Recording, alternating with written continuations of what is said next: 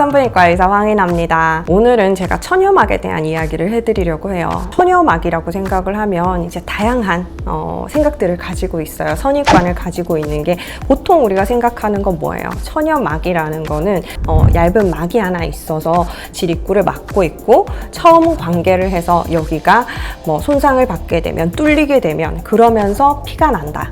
그래서 첫 관계 때 나는 피는 처녀막이 찢어지면서 나는 피다. 이렇게 생각을 하시는 경우가 많죠. 여기서 이제 정정을 할 부분들이 있는데요. 처녀막은 실제로 막은 아니에요. 이름이 처녀막이라서 비닐 랩처럼 얇은 막이 있다고 생각하시는 경우가 있는데요. 그러면 질이 완전히 막혀 있다 그러면 생리혈은 어디로 나오겠어요? 생리혈이 배출이 되고 매달 생리를 하는 분들은 입구가 있으니까 그쪽으로 생리혈이 빠져나오는 거예요. 대부분의 처녀막은요, 이렇게 동그랗게 도넛 형태로 생겼어요.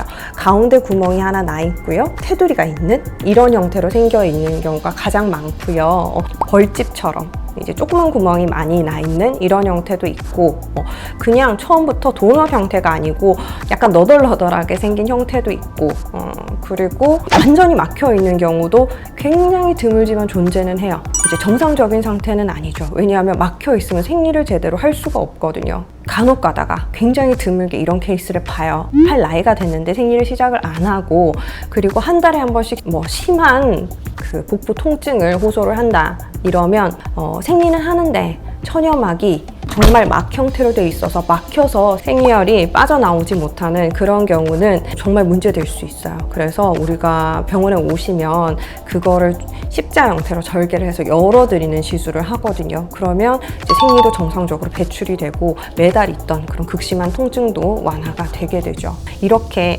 열려 있기 때문에 우리가 생리도 할 수 있는 거고, 학생들도 탐폰 사용할 수 있거든요. 조그만 구멍이 있기 때문에 익숙해지면 탐폰 충분히 사용할 수 있어요. 그래서 그렇게 우리가 흔히 생각하는 것처럼 닫혀 있는 조직이 아니다라는 걸 아셨으면 좋겠고요. 그래도 처음 관계를 하면 피가 나는 분들이 많잖아요. 그래서 이게 정말 이제 좁았던 처녀막 같은 게 손상이 되면서 피가 나는 경우도 있을 수 있고요. 처녀막이 그대로 있어도 피가 안 나는 분들도 있어요. 내가 관계를 한 경험이 있는데도 처녀막이 전혀 손상되지 않고 동그란 형태로 잘 보이는 분들도 있거든요. 그래서 이런 케이스는 굉장히 탄력이 좋으신 경우, 부드럽고 잘 늘어나고 손상 없이 쭉 이렇게 늘어나는 분들, 유연한 분들, 이런 경우는 처음 관계를 가져도 피가 안 날 수 있어요. 굉장히 의아해 하시면서 찾아오시기도 하고요. 자기는 너무 당황스럽다. 처음 관계를 했는데 나는 분명히 첫 관계인데 피가 안 나서 남자친구가 오해를 하는 것 같다. 이렇게 얘기도 하셨었어요. 반대로 잘 안 늘어나는 분들 있죠. 조직이 딱딱한 분들, 그리고 질입구가 좁다 이랬을 때는 한 번뿐만이 아니고 첫 관계뿐만 아니고 1년 내내 피가 나는 분도 있어요. 이런 경우는 처녀막이 열리면서 손상이 돼서 그렇다, 찢어져서 그렇다, 그런 게 아니고요. 대부분은 처음에는 처녀막 손상이 있었을 수도 있죠. 그렇지만 계속해서 출혈이 있으신 경우는 질과 항문 사이에, 질이 이렇게 있으면 항문이 있잖아요. 그 사이에 구간이 회음부라는 공간이 있어요. 이 부분은 굉장히 부드럽고 약한 조직이에요. 그래서 관계를 할 때 찢어지면 항상 이 뒤쪽으로 찢어지는 경우가 많거든요. 그래서 회음부 쪽으로 손상이 생기면서 이쪽이 찢어지면서 피가 나는 분들도 있어요. 매번 관계를 할 때마다 피가 난다, 병원 찾아오시는데 이런 분들은 시간이 많이 지나면 좋아지겠지만 처음에는 좀 힘드실 수 있죠. 삽입을 하는 관계 이전에 좀 애무를 많이 하든지 마사지를 좀 해서 부드럽게 만들어준다든지, 아니면 윤활제 같은 거 사용을 하셔서 그래도 이제 자극이 좀 적을 수 있게 하는 방법을 좀 생각을 해보셔야 돼요. 그래서 우리가 처녀막은 생각보다 첫 관계 때 무조건 피를 내는 조직이고 이렇지는 않을 수 있다는 거. 그리고 의사가 봐도요, 이게 명확하지 않을 수도 있어요.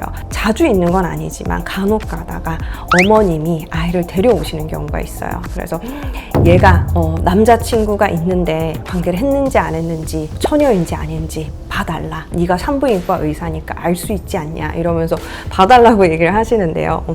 기존의 처녀막을 제가 알고 있고 눈여겨봤던 경우가 아닌 이상은 딱 한 번만 보고 진단을 드리기는 굉장히 어려워요. 왜냐하면 아까 말씀드린 것처럼 천여막은 굉장히 다양한 형태로 생겨 있거든요. 간혹 가다가 어떤 분들은 질 입구를 만져봤는데 혹이 만져져요 하면서 오시기도 하거든요. 그런데 그거는 혹이 아니고 천여막이 약간 우글우글하게 생긴 분들은 하나하나가 덩어리처럼 만져지는 경우도 있어요. 그래서 굉장히 다양한 형태가 있기 때문에 아이를 데리고 오셔서 얘가 천여인지 아닌지 봐달라 하시는 거는 의사에게는 조금 무리한 요구고요.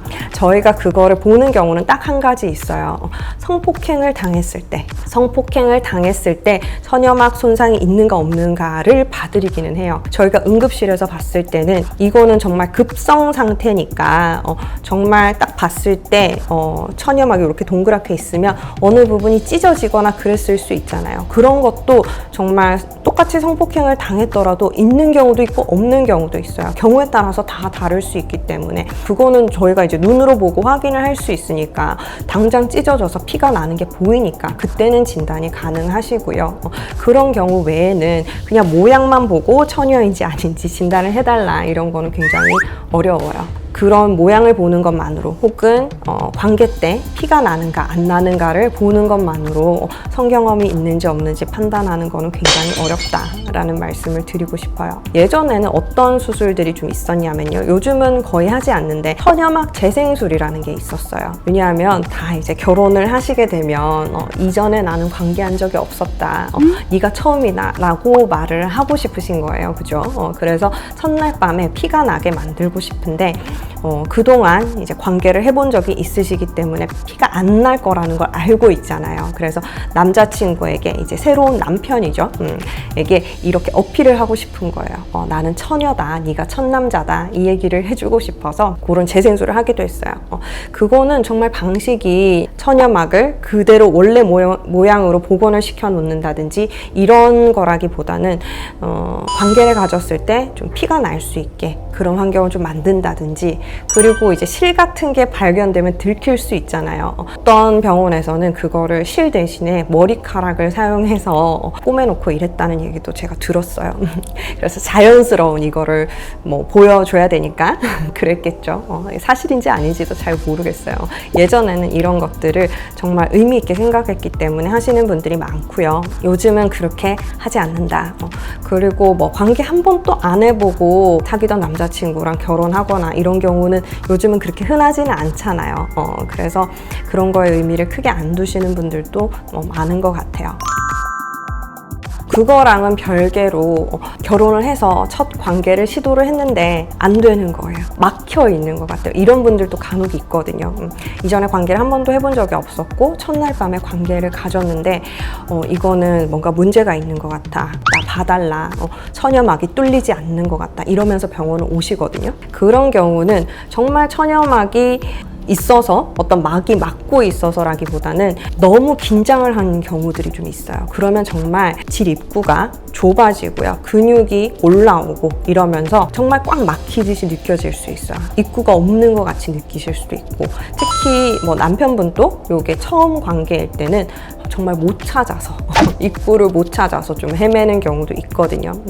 그래서 봐달라고 하시는데 제가 봤을 때는 뭐 질 입구도 잘 보이고 진찰을 해봤을 때 질경도 들어가고 그래서 뭐 원활한 진찰이 가능했고 질도 있고 자궁도 있고 멀쩡한 분이에요. 그런데 서로 익숙하지 않으니까 처음 해보는 거니까 서툴러서 잘 안 돼서 오시는 경우들이 있거든요. 그럴 때는 좀 긴장을 풀고 여러 번 시도를 해보시면 하실 수 있어요. 이게 뭐 영영 못해서 문제가 되는 경우는 없거든요. 단지 좀 시간이 걸릴 뿐이니까 차근차근 노력을 해보시면 그런 것들은 뭐 다 할 수 있어요. 너무 걱정 안 하셔도 되고요. 그리고 산부인과 오실 때 우리가 기본적으로 여쭤보는 것들이 뭐냐면요. 성관계 경험이 있는가를 여쭤봐요. 이게 이런 프라이빗한 성생활을 알고 싶어서가 아니라 천여막에 대한 그런 개념이 있으시고 뭐 관계를 한 적 없다, 이거를 좀 보존하고 싶어 하시는 분들이 있어요. 이런 상태를 유지를 해야 되는데 내가 이때까지 지켜온 처녀성이 처음 관계를 할 때 남편한테 처음으로 이제 오픈을 하고 싶었는데 산부인과 의사에 의해서 침범받았다, 침해받았다 라고 생각하면 굉장히 큰 문제가 될 수 있거든요. 그래서 꼭 검사를 해야 되는 경우이거나 아니면 본인이 특별히 원하시는 경우, 아니면 질적으로 검사를 하질 않아요. 산부인과에 오셔도 우리가 검사하는 것들, 방법들이 달라질 수 있어요. 예를 들어서 초음파만 해도 대부분은 우리가 질을 통해서 경질 초음파를 보거든요. 그런데 성경험이 없으신 분들은 질 쪽으로 넣으면 굉장히 익숙하지 않고 그쪽으로는 나는 안 열려 있다고 생각을 하시기 때문에 그런 검사 자체를 굉장히 불쾌하게 여기세요. 그런 거를 우리가 미리 알고 있어야 되잖아요. 그래서 그런 분들 같은 경우는 항문 쪽을 통해서 검사를 하기도 해요. 검사를 하고 말씀드리고 이런 걸 하기 위해서 미리 여쭤보는 거고요. 자궁경부암 검사 같은 경우는 저희는 기본적으로 성경험이 없으신 분들은 검사를 권하지는 않아요. 특별히 뭔가 의심이 되는 경우나 문제가 있을 때는 물론 봐야 되겠죠. 그렇지만 성경험이 없으신 분들이 자궁경부암에 걸리는 경우는 굉장히 드물기 때문에 이제 루틴으로 검사하라고 하진 않고요. 특별히 뭐 위험 요소가 있다든지 문제되는 증상이 있다든지 이럴 때만 제한적으로 환자분한테 설명을 드리고 난 후에 보고 있어요. 그래서 내가 뭐 성경험은 없지만 나는 천연막에 대해서 그렇게 믿지 않고 그냥 부인과 검사를 다 했으면 좋겠다 하시는 분들 같은 경우는 의사와 상의해서 잘 받으실 수도 있어요. 그렇지만 대부분의 경우에는 이런 경험 자체가 좀 불쾌하고 아플 수 있기 때문에 굳이 그렇게 권하지는 않는 편이에요. 오늘은 천연막에 대한 얘기를 좀 해드렸어요. 우리가 흔히 생각하던 거랑은 많이 다르고요. 우리가 성경험이 없어도 생리하고 탐폰을 넣을 수 있는 건 그래도 천연막이 완전히 닫혀 있진 않기 때문이다. 천연막이라는 이름도 좀 바뀌었으면 좋겠어요. 원활한 이해를 하는데 좀 충분하지 못하다는 생각이 들어요. 오늘도 영상 봐주셔서 감사합니다. 다음 시간에 뵐게요. 바이바이.